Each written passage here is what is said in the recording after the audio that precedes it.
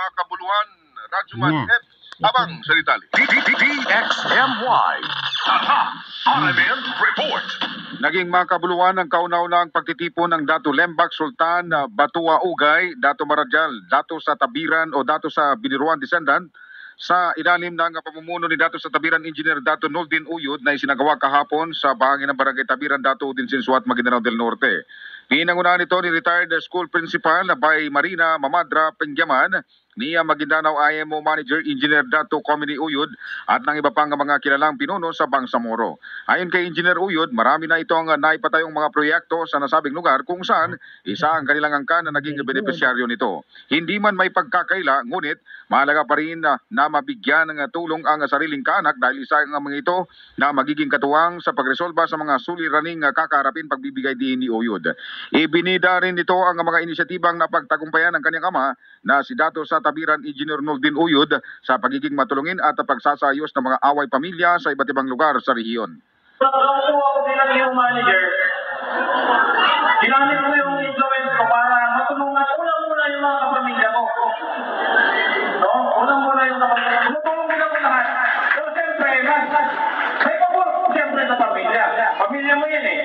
So, dito sa lugar natin, dito sa Pangil, sa Tabiran, pag nag-propose ako ng project, halos every year may pondo yung Blue Lagoon KNS. No?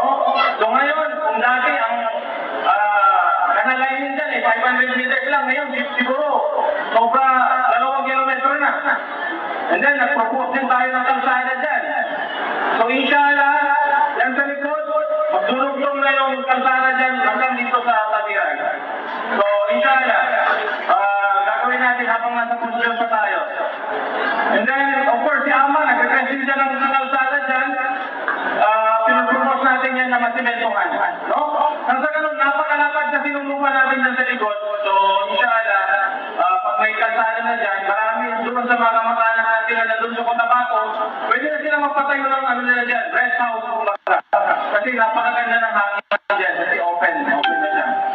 So, ganun, inikayat ko yung mga kamag-anak ko dito na nakaposisyon, no?